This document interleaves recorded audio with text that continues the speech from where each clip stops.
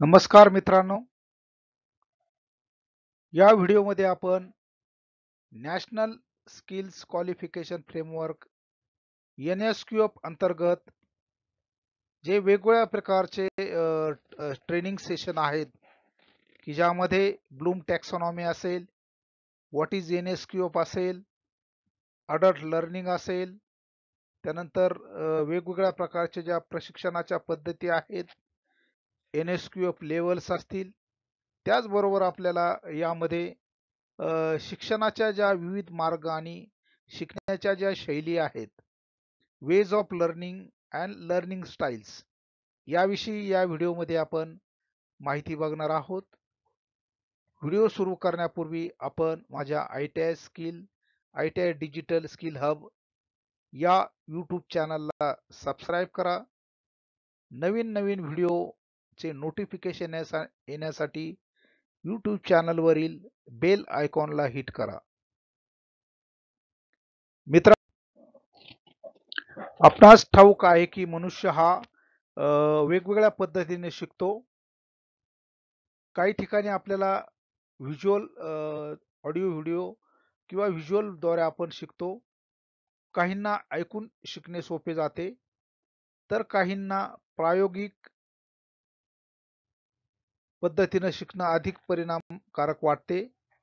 ज्या वेगवेगळ्या प्रकारच्या शिकण्याच्या ज्या शैली आहेत त्या खालीलप्रमाणे आहेत. शिक्षणाच्या विविध पद्धती, वेज ऑफ लर्निंग.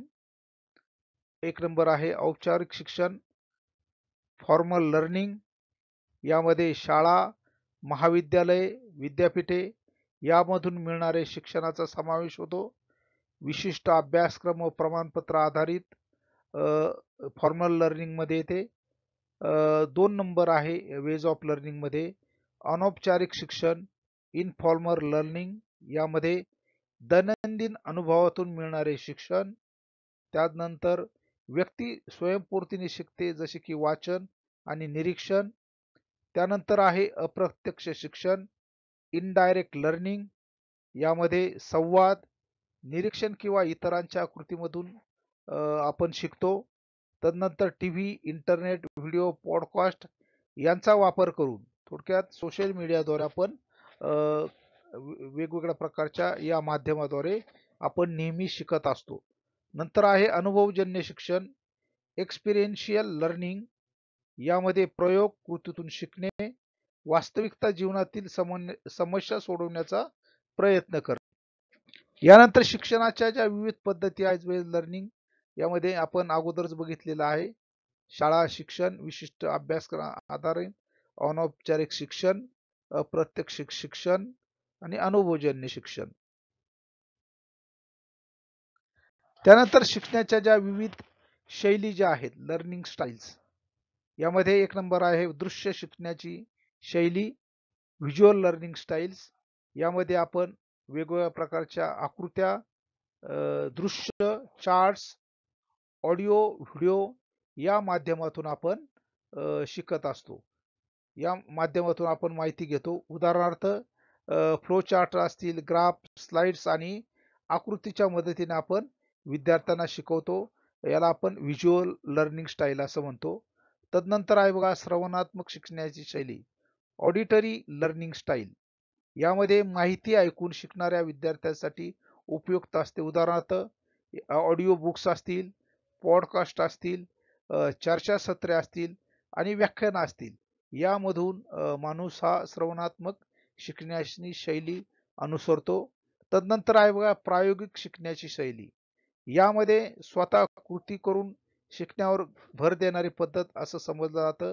उदाहरणार्थ प्रयोगशाळेमध्ये प्रॅक्टिकल करणे, हाताने वस्तू करणे आणि स्वतः रोल प्ले करणे, याला म्हटलं जातं कायनेस्थेटिक लर्निंग स्टाईल, प्रायोगिक शिकण्याची पद्धत. नंतर आहे बघा वाचन आणि लेखन शैली, reading and writing learning style. लेखन व वाचनाद्वारे शिकण्यावर भर असलेली ही पद्धत आहे. उदाहरणार्थ स्वतः नोट्स तयार करणे, पुस्तके वाचणे आणि डायरी लिहिणे, हे वाचन आणि लेखन शैलीची एक शैली आहे की ज्याला आपण रीडिंग आणि रायटिंग लर्निंग स्टाईल असं म्हणतो. तदनंतर आहे सामाजिक शिकण्याची शैली, सोशल लर्निंग स्टाईल. गट चर्चाद्वारे शिकण्यात भर दिला जातो. ग्रुप डिस्कशन, उदाहरणार्थ ग्रुप प्रोजेक्ट्स, टीम वर्क, कार्यशाळा, वेगवेगळ्या प्रकारचे एकत्र ग्रुप प्रोजेक्ट्स असतील, टीम वर्क असेल, वेगवेगळ्या प्रकारच्या ज्या कार्यशाळा असतील, या सोशल द्वारे आपल्याला लर्निंग आपल्याला वेगवेगळ्या प्रकारच्या सामाजिक गोष्टीद्वारे आपल्याला या स्टाईलद्वारे, या लर्निंग स्टाईलद्वारे अनेक वस्तू, अनेक ठिकाणचं ज्ञान हे आपल्याला आत्मसात करता येत असते. नंतर आहे एकल शिकण्याची पद्धत, सॉलिटरी लर्निंग स्टाईल, एकट्याने शिकण्यावर भर देणारी पद्धत आहे. सेल्फ लर्निंग स्टाईल असंही याला आपल्याला म्हणता येईल. उदाहरणार्थ स्वतः अभ्यास करणे किंवा स्वतः वैयक्तिक संशोधन करणे. तर या शिकण्याच्या पद्धतीमध्ये, वेज ऑफ लर्निंग स्टाईल मध्ये आपल्याला असा निष्कर्ष येतो की प्रत्येक व्यक्तीची शिकण्याची शैली ही वेगवेगळी असते आणि त्यानुसार शिकण्याच्या पद्धती निवडल्या जातात. म्हणजे जो शिकणारा आहे, जो विद्यार्थी आहे, त्याला जी सोपी पद्धत आवडेल त्या पद्धतीचा तो शिकण्यासाठी त्या शैलीचा तो अवलंब करत असतो. शिक्षण अधिक प्रभावी करण्यासाठी शिक्षकांनी आणि विद्यार्थ्यांनी योग्य शिकण्याच्या पद्धती वापरणे महत्वाचे आहे. शिकण्याच्या योग्य शैली ओळखून त्या पद्धतीने शिकल्यास ज्ञान अधिक प्रभावी आणि दीर्घकाळ टिकणारे होते.